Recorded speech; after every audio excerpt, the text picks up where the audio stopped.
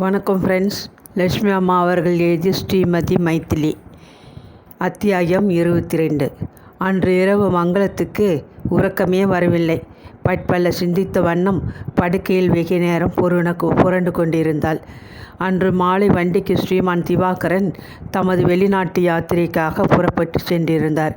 பொம்பாயில் சில தினங்கள் தங்கிவிட்டு பிற்பாடு அங்கிருந்து கப்பலில் அயல் நாட்டுக்கு யாத்திரையை தொடங்குவது என்று ஏற்பாடாகியிருந்தது. ஊருக்கு கிளம்பும் ஒரு வாரத்திற்கு முன்னரே அவர் தமது அலுவலகத்திலிருந்து ஓய்வு எடுத்து கொண்டு விட்டார்.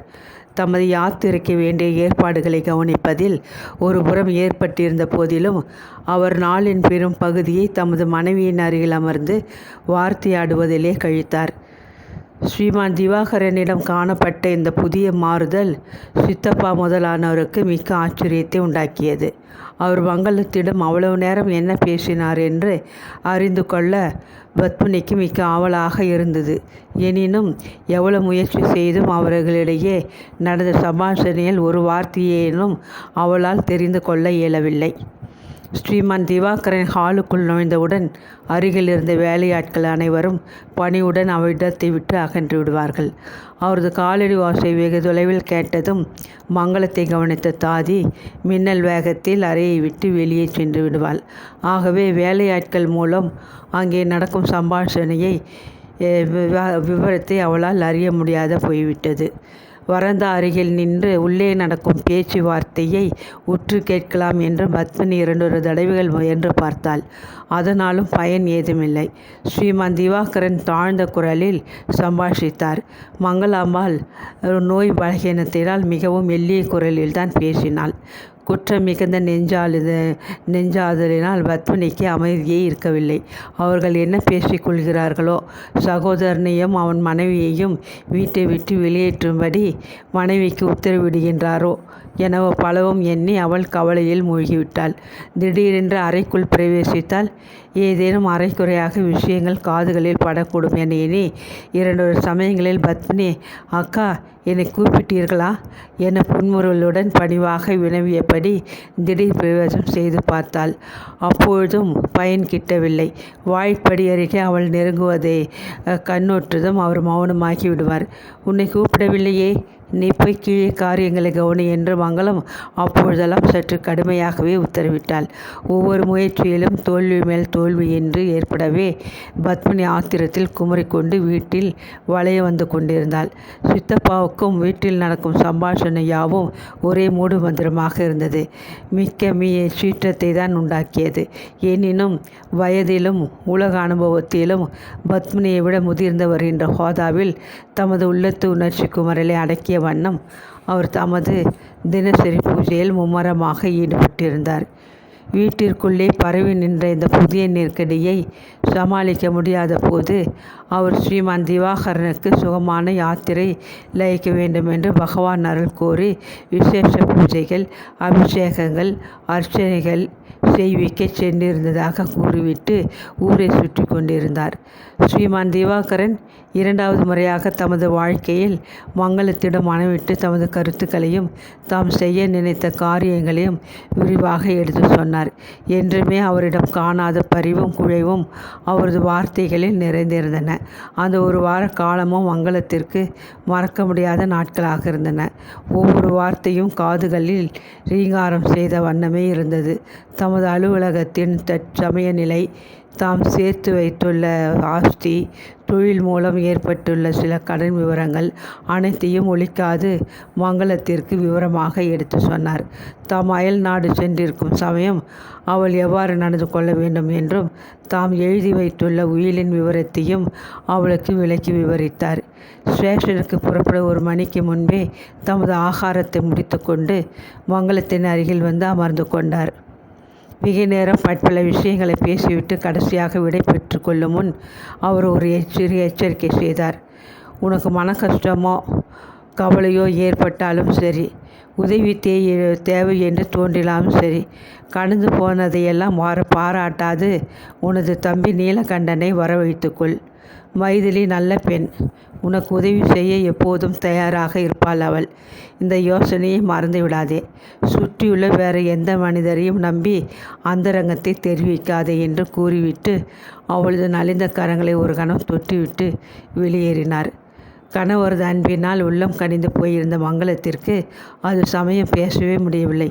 இவ்வளோ நற்குண சீலரும் கண்ணியமும் பெருந்தன்மையும் வாய்ந்த இந்த மனிதரை இவ்வளவு வருஷங்களாக நன்றாக அறிந்து கொள்ளாது அசட்டையாக இருந்து விட்டோமே என்ற துயரம் அவள் உள்ளத்தை உலுக்கியது.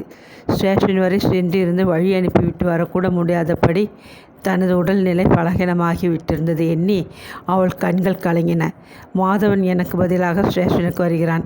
உடம்பை பத்திரமாக பார்த்து கொள்ளுங்கள். அடிக்கடி உங்கள் சௌக்கியம் பற்றி கடிதம் போட்டு கொண்டிருங்கள். என்னை பற்றிய கவலையே வேண்டாம். நான் என் உடம்பை நன்றாக கவனித்துக் கொள்வேன். நீங்கள் கூறிய எல்லா விஷயங்களும் ஞாபகத்தில் இருக்கின்றன. ஜாக்கிரதையாக இருப்பேன் என்று துக்கத்துடன் திணறினாள். சிரமப்பட்டு கண்ணீரை அடக்கி கொண்டதனால் இவைகளை கூறி முடிக்கும் முன் அவள் உதடுகள் துயரத்தில் துடித்தன. கணவர் கடைசியாக கூறி சென்ற அந்த புத்திமதி வெகு நேரம் சிந்தனையை விட்டு அகலாது எதிரொலி செய்த வண்ணம் இருந்தது. ஸ்ரீமான் திவாகரன் எச்சரிக்கும் முன்பே அவள் தானாகவே மனம் மாறுபட்டு நீலகண்டனையும் மைதிலியையும் மீண்டும் தனது இல்லத்தில் வந்து வசிக்கும்படி மிகவும் வேண்டி ஒரு கடிதம் எழுதி சித்தப்பாவிடம் கொடுத்து அனுப்பியிருந்தாள். அவர்கள் வராததால் தான் மறக்க விரும்பிய அந்த பழைய சம்பவங்களை நீலகண்டனும் மைதிலியும் மறக்க விரும்பவில்லை போலும் என எண்ணினாள். அங்கே என்ன நடந்தது, சித்தப்பா என்ன விதமாக பேசினார் என்பது ஒன்றும் மங்களத்திற்கு தெரியாது. இருமுறை சென்று பார்த்தும் சித்தப்பா தோல்வியுடன் திரும்பியதாக தெரிவித்தார். நான் என்ன செய்வேன் மங்களம்? உன் தம்பிக்கு உன் முகத்தில் விழிக்கவும் விருப்பமில்லையாம். தன்னை பொறுத்தவரை அக்கா இறந்து போனதாக கருதுவதாக அவன் மிகவும் ஆயாசமாக பேசுகிறான். உனக்கு இதற்கு மேலும் ஆதங்கம் இருந்தால் வேறு யாரையாவது அனுப்பி அவர்களுக்கு புத்தி சொல்லி இங்கே வரவழைத்துக்கொள். இனி அந்த வீட்டிற்கு நான் உயிர் போனாலும் போக மாட்டேன். என் வயதிற்கு கூட அவர்கள் மதிப்பு கொடுக்க மாட்டேன் என்கிறார்கள். உட்கார் என்ற மரியாதை கூட உபசரிக்காது வாசலில் நிற்க வைத்து வாயில் வந்தபடி பேசி அனுப்பிவிட்டார்கள் என்று இரண்டாவது முறையாக தூது சென்ற போது இவ்விதம் நடந்ததாக சித்தப்பா அரற்றினார். வெகு நேரம் வாது செய்து கோபம் அடைந்து விட்டவர் போன்று அவரது முகம் சிவந்து போயிருந்தது. கண்களில் கோபக்கனல் மிதந்து கொண்டிருந்தது. சித்தப்பாவின் நடிப்பு அவர் பரிவு அனைத்தையும் மங்களம் உண்மை என்று நம்பினாள். ஆகவே அந்த கூற்றை அவளால் சந்தேகிக்கவே முடியவில்லை. தானே வெளியே சென்று சமாதானம் செய்து கொள்ள முயன்றும் தம்பியும் அவன் மனைவியும் தனிந்து போகாது மிகவும் அலட்சியப்படுத்தியதை எண்ணி அவள் உள்ளம் வெகுண்டாள். மைதிலி வந்து பார்க்கவும் மறுத்துவிட்டாளாமே. இந்த பெண்ணுக்கு நான் எவ்வளவு உபகாரம் செய்திருக்கிறேன். நீலகண்டனா இப்படி பேசியது அந்த நாளில் நான் செய்துள்ள உபகாரத்தை சிந்தித்து பார்த்தானா என்று தனக்குள்ளே எண்ணி மனம் புழுங்கினாள். நன்றியற்ற பதர்களை மனம் குழைந்து மன்னித்து மீண்டும் வந்து பார்க்கும்படி அழைத்தது கூட பிசுகு என்று தனது புத்தியை நொந்து கொண்டாள். அவளது மன போராட்டத்தை நன்றாக உணர்ந்து கொண்ட சித்தப்பாவும் அதற்கு தக்கபடியே உபதேசம் செய்து வந்தார். மங்களம், அக்காவாவது தம்பியாவது புருஷனாவது குழந்தையாவது இந்த உலகில் பணத்திற்கு பிறகுதான் இவையெல்லாம். நீ யாரையும் இனி நம்பாதே. பகவானிடம் உன் கவலைகளை ஒப்படைத்துவிட்டு நிச்சயந்தையாக இரு என்று அவளது மனப்போக்கின்படி சமயத்திற்கு தகுந்த வார்த்தைகளை பிரயோகித்து ஆறுதல் கூறி வந்தார். இனி உயிர் போனாலும் நீலகண்டன் என்ற பெயரை ஸ்மரிப்பதில்லை என்று அவள் தனக்குள் தீர்மானித்திருந்தாள். இந்நிலையில் கணவன் கடைசியாக கூறி சென்ற புத்திமதி அவளுக்கு குழப்பத்தை உண்டாக்கியது. பலவும் யோசித்து அவள் அன்று இரவை உறக்கமின்றி கழித்தாள். ஸ்ரீமான் திவாகரன் வெளியூர் புறப்பட்டு சென்ற 15 தினங்களுக்கு மேல் ஆகிவிட்டன. மங்களம் முன்போல் யாரிடமும் அதிகம் பேசாது மௌனமாகிவிட்டாள். எவ்வளவோ முயன்றும் பத்மினியால் அவளை மனம் விட்டு பேச வைக்கவே முடியவில்லை. அவளது விசித்திர மனப்போக்கு பத்மினிக்கு ஆச்சரியத்தையும் உள்ளூர கவலையும் கொடுத்தது. ஸ்ரீகாந்தனது மாத சம்பளம் அவள் வாங்க விரும்பிய பட்டு சேலைகளுக்கு கூட போதியதாக இருக்கவில்லை. மங்களம்மாளின் மனநிலையை ஊன்றி பார்த்தால் அவளுக்கு முன்போல் தம்பி மீது பாசம் அவ்வளவாக இருக்கவில்லை என்று ஊகிக்க இடம் இருக்கிறது. மைதிலியின் மீது சீற்றமுற்றது போல் காரணமில்லாது பத்மினி மீதும் சீற்றம் கொண்டு ஒரு நாள் தம்பியையும் மனைவியையும் வெளியேற உத்தரவிட்டாலும் ஆச்சரியப்படுவதற்கில்லை. மங்களத்தை நம்பிக்கொண்டு யாரும் உலகிலே வாழவே முடியாது.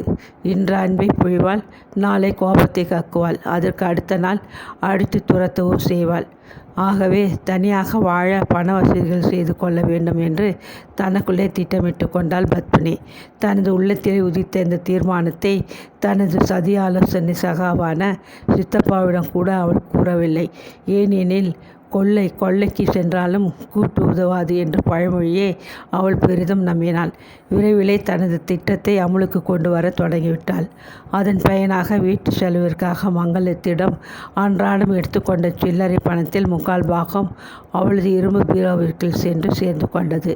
வண்ணானுக்கு சம்பளம் கொடுத்தது, பால்காரனுக்கு பாக்கி தீர்த்தது என்று பலவிதமான கற்பனை செலவுகளை உற்பத்தி செய்து தனது வருவாயை நாலாபுறமும் பெருக்கிக் கொண்டாள். ஆனால் இவ்வளவும் அவளுக்கு திருப்தியை தரவில்லை.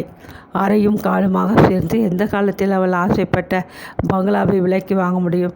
ஆகவே அவளுக்கு பணம் சேர்க்க வேறு ஒரு அபூர்வமான யோசனை மூளையில் உதயமாகிறது. வீட்டு செலவுக்கு பணம் தேவை என்று கேட்டபொழுது மங்களம் தன் தலையணி அடியில் வைத்திருந்த பெரும் சாவி கொத்தை அவளிடம் கொடுத்து பீரோவை திறந்து வேண்டிய தொகையை எடுத்துக்கொள்ள உத்தரவிடுவது வழக்கமாகி விட்டிருந்தது. வழக்கமாகிவிட்டிருந்தது. அந்த சாவி கொத்தில்தான் மங்களத்தின் விலை உயர்ந்த நகைகள் வைத்திருந்த இரும்பு பீரோவின் சாவிகளும் இருந்தன. அன்று காலை வழக்கம்போல் பத்மினி செலவிற்காக பணம் எடுக்க பீரோவை திறந்தாள். வேண்டியதை எடுத்து முடித்து கொண்டதும் அருகில் இருந்த பெரிய இரும்பு பீரோவை கண்டு அவள் நெஞ்சம் பேராசையால் படப்படுத்தது. சுற்றுமுற்றும் கண்களை ஓடவிட்டு யாரும் இல்லை என்பதை அறிந்து கொண்டதும் சப்தமிடாத பூட்டு துவாரத்தில் சாவியை நுழைத்து மெல்ல திருப்பினாள். கதவு திறந்து நடுங்கும் கரங்களால் அவசரமாக தட்டுக்களை துழாவினாள். யோசிக்கவோ ஆராய்ந்து பார்க்கவோ நேரம் இருக்கவில்லை. எந்த நிமிஷமும் அறைக்குள் சித்தப்பாவோ வேறு வேலைக்காரர்கள் யாரோனுமே வந்துவிடக்கூடும் என்ற பயத்திலே தட்டின் முன்னால் இருந்த பெரிய வெல்வெட் பெட்டியை சரக்கென்று இழுத்து மடியில் மறைத்து கொண்டாள். பீரோவை அவசரமாக மூடி பூட்டி பதைக்கும் நெஞ்சுடன் சாவியை இடையில் சொருகி கொண்டாள். வெல்வெட் பெட்டிக்குள் என்ன நகை இருக்கிறது என்று தெரிந்து பார்க்க கூட அவளுக்கு அவகாசம் இருக்கவில்லை. வெளிவர அந்த அவளை காலடு வாசி கேட்பதை உணர்ந்ததும் திடீட்டு கிளியுடன் பெட்டியை மடியை நின்று உருவி அருகில் இருந்த புத்தக அலமாரியில் புத்தகங்களுக்கு பின்புற மறைவாக ஒளித்து மறைத்துவிட்டு வெளியே வந்தாள். மனதிலே ஆசை பொங்கி பீறிட்டு வந்த போதிலும் இந்த குற்றத்தை செய்த பின்பு பத்மினிக்கு அன்று முழுவதும் மனதிலே அமைதி இருக்கவில்லை. இரவு எப்பொழுது வரும் என்று எதிர்பார்த்த வண்ணம் பீதியுடன் காத்திருந்த அவள் போஜனம் முடிந்ததும் ஏதோ காரியமாக மாடிக்கு செல்கிறவர்கள் போல் பாவனை செய்து கொண்டு பீரோக்கள் வைத்துள்ள அறைக்குள் வந்தாள். சுற்றுமுற்றும் பார்த்துவிட்டு திருப்தி அடைந்தவளாக புத்தக அலமாரியை திறந்து பெட்டி வைத்த தட்டில் புத்தகங்களுக்கு பின்னால் கையை விட்டு துழாவினாள். பத்மினியின் நெஞ்சு திகிலினால் நின்றுவிடும் போல் படீர் படீர் என்று அடித்து கொள்ளத் தொடங்கியது. அவள் முகம் பயத்தினால் வெளியறியடைந்து போயிற்று. உடல் முழுவதும் வியர்வை வழிந்தோடியது. மங்களம்மாவின் விலை உயர்ந்த வைர அட்டிகையை தனக்குள் அடக்கி கொண்டிருந்த வெல்வெட் பெட்டியை அங்கே காணவில்லை. அத்தியாயம் 23. காலை போஜனத்திற்கு பின்னர் சிந்தனை மிக்கவளாக பத்மினி வாய்ப்புற தரையில் உட்கார்ந்திருந்தாள். காணாமற் போன அந்த விலை உயர்ந்த வைர ஆபரணத்தை நினைத்து நினைத்து அவள் உள்ளம் கலங்கி கொண்டிருந்தாள். இந்நிலையில் அவளுக்கு யாருடனும் பேச பிடிக்கவே இல்லை. ஆகவே தனிமையை நாடிய அவள் அறைக்குள் வந்து அமர்ந்தாள். பூஜையையும் ஆகாரத்தையும் திருப்திகரமாக முடித்து கொண்டிருந்த சித்தப்பா வெள்ளி வெற்றிலை பெட்டியை சுமந்தவராக அறைக்குள் வந்தார். மின்சார விசிறியை சுழல செய்துவிட்டு அவள் எதிரே அமர்ந்து கொண்டார். நிதானமாக பெட்டியை திறந்து வெற்றிலை கட்டை வெளியே எடுத்து அதன் மீது இருந்து ஈரம் போக மேல் துண்டினால் துடைத்து கொண்டு இருந்தார். பத்மினி தனக்குள் ஏற்பட்டிருந்த கவலையில் அவரை கண்டும் காணாது போல் மௌனமாக இருந்தாள். அரை கவலை வெற்றிலைக்கு சுண்ணாம்பு தடவி வாயில் அடைத்து கொண்டு சுவைத்து தின்ற வண்ணம் சித்தப்பா பத்மினியின் முகத்தை அடிக்க ஒரு தடவை பார்த்து கொண்டு தமக்குள் லேசாக புன்முறைவளித்து கொண்டார். தரையை நோக்கிய வண்ணம் கன்னத்தில் கையை ஊன்றிக்கொண்டு அவள் பெருமூச்செறிந்ததை பார்த்ததும் அவருக்கு சிரிப்பு தாழவே முடியவில்லை. ஏனம்மா பத்மினி, கப்பல் கவிழ்ந்து விட்டது போல் ஒரே சோகபாவத்தில் இருக்கிறாயே, என்ன நடந்தது என்று கேட்டுவிட்டு வாய்விட்டு உறக்க நகைத்தார். திடுக்கிட்டு நிமிர்ந்த பத்மினிக்கு அவரது சிரிப்பும் அட்டகாசமான பேச்சும் ஆத்திரத்தை உண்டாக்கின. என்னவோ சித்தப்பா, என் தலையெழுத்து நினைத்து கொண்டு வருத்தப்பட்டேன் என்று அவசற்றியாக பதிலளித்துவிட்டு அவள் அவ்விடத்தை விட்டு போக எழுந்திருந்தாள். சித்தப்பா மீண்டும் ஒரு முறை உறக்க சிரித்தார். ஏனம்மா குழந்தை, உன் தலையெழுத்திற்கு என்ன குறை? அது பேஷானதாக இருக்கிறது. எங்கே எழுந்து போகிறாய்? இந்த கிழவனை மதிக்காது நாமே காரியங்களை செய்து முடிப்போம் என்று நீ கிளம்பினாலும் விதி உன்னை தனியே போக விடுகிறதா பார். ஆச்சரியமாக இருக்கிறதாம்மா எனக்கு என்று கூடமாக பேசி அவர் மறுபடியும் சிரித்தார். பத்மினி திடுக்கிட்டு போனாள். எனினும் மெல்லிய குரலில், என்ன சித்தப்பா, நீங்கள் பேசுவது ஒன்றுமே எனக்கு விளங்கவில்லையே என்று சாமர்த்தியமாக பதிலுக்கு கேட்டாள். பொருளை பார்த்த பிறகுதானே உனக்கு எல்லாம் விளங்கும்.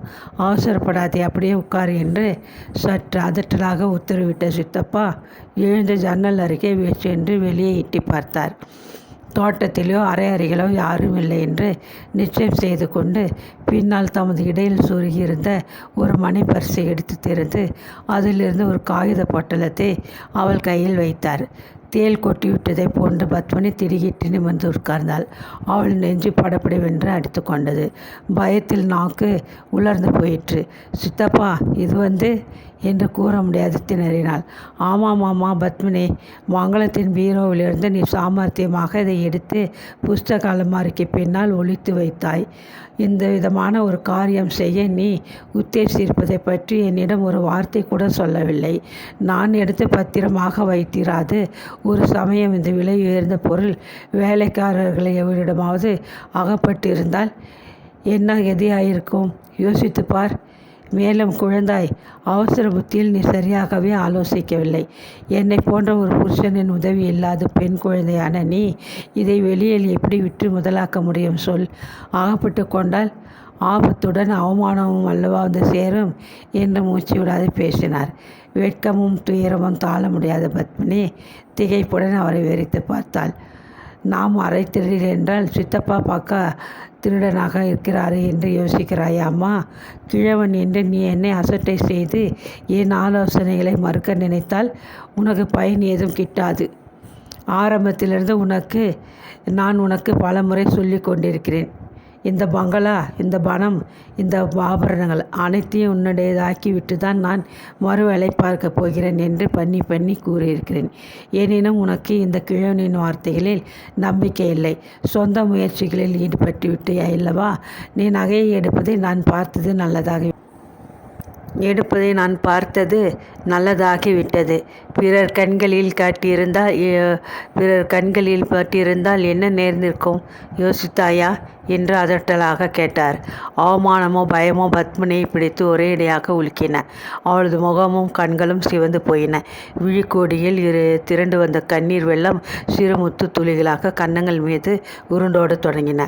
சித்தப்பா, மன்னித்து கொள்ளுங்கள் என்று விம்மி விட்டு அவள் வெளியே செல்ல எழுந்திருந்தாள். அகங்காரம் பிடித்த பெண்ணே, அப்படிவா வழிக்கு என்று தமக்குள் முணுமுணுத்த முத்துசுவாமி, அம்மா குழந்தாய், எங்கே எழுந்து ஓடுகிறாய்? ஏன் இந்த கண்ணீர்? உனது நன்மைக்கு சொன்னேன். உனது சுகமே எனது சுகம். ஆகவே உன் காரியங்களில் நான் பூரணமாக ஒத்துழைப்பேன். கவலைப்படாதே. இப்படி அந்த நகையை கொடு. இதை விற்பனையாக்கி கிடைக்கும் தொகையில் ஒரு பாதி உனக்கு, ஒரு பாதி எனக்கு என்று பகிர்ந்து கொண்டால் ஆச்சு என்றார். கண்ணீரை துடைத்து கொண்ட பத்மினி, சரி சித்தப்பா, உங்கள் இஷ்டம் என்று கூறிவிட்டு அந்த நகையை அவரிடமே பத்திரமாக திருப்பி கொடுத்து விட்டாள். இத்தகையதொரு முரண்பாடு அவர்களிடையே நிகழ்ந்த பின்னர் பத்மினிக்கு அதிக சிரமம் ஏதும் இருக்கவில்லை. அவளை பொறுத்தவரை சமய சந்தர்ப்பம் கிடைத்த பொழுது கையில் அகப்பட்ட நகைகள், பாத்திரங்கள் முதலியவற்றை மங்களமான பெட்டி, பீரோ முதலியவென்று எடுத்து சித்தப்பாவிடம் கொடுத்து விடுவாள். சித்தப்பா அதை வெளியே எடுத்து சென்று உரு தெரியாது மாற்றி வந்து விலக்கி விட்டு பணத்தை எடுத்து வருவார்.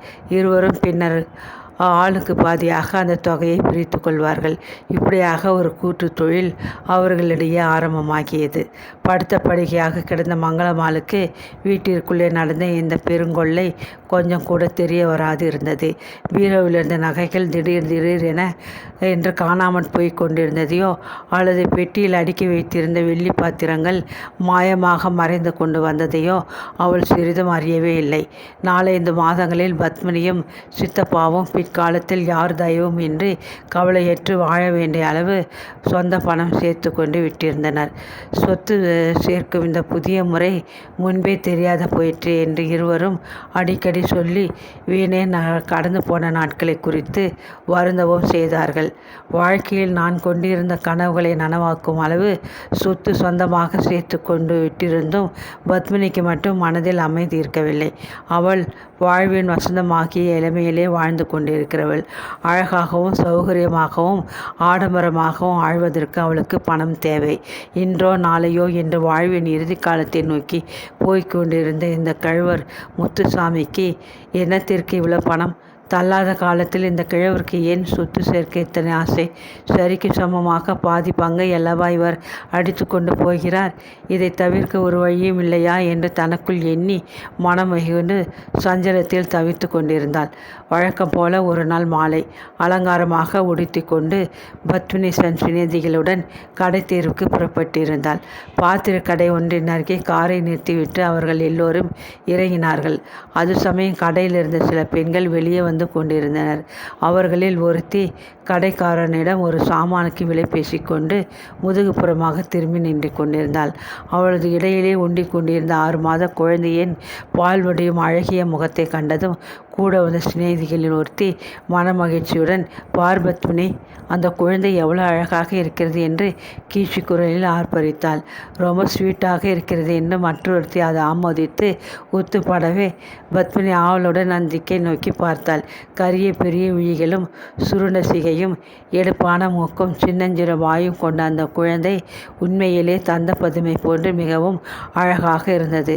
தாய்மை உணர்ச்சியால் உந்தப்பட்ட அந்த பெண்கள் மூவரும் குழந்தையை வைத்து கொண்டு நின்ற அந்த பெண் அருகில் வந்து சூழ்ந்து கொண்டு, "இந்த குழந்தைக்கு எத்தனை மாதமாகிறது? என்ன பெயர்? ரொம்ப சமர்த்தாக இருக்கே" என்றெல்லாம் ஆர்ப்பரித்தனர். "உன் பெயர் என்னம்மா?" என்று கொஞ்சியபடி பத்மினி அக்குழந்தையின் கன்னத்தை அன்புடன் வருடினாள். குழந்தையை வைத்து கொண்டு நின்ற பெண் லேசாக சிரித்தாள். "இது என் குழந்தை அல்லம்மா, எனக்கு இன்னமும் கல்யாணம் கூட ஆகவில்லை" என்று வெட்கத்துடன் பதில் அளித்துவிட்டு, "எங்கள் பக்கத்து வீட்டு அம்மாள் குழந்தை இது.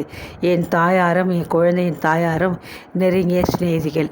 அதை பாருங்கள், அவர்கள் கூட அடுத்த கடையிலிருந்து திரும்பி வருகிறார்கள். அந்த நீல புடவை கட்டியிருக்கும் அம்மாதான் இந்த குழந்தையின் தாயார்" என்று தெருவின் எதிர்ப்புறத்தை சுட்டி காட்டினாள். யாரோ தன் முதுகில் ஓங்கி அறை வைத்தது போன்ற அதிர்ச்சி பத்மினிக்கு ஏற்பட்டது.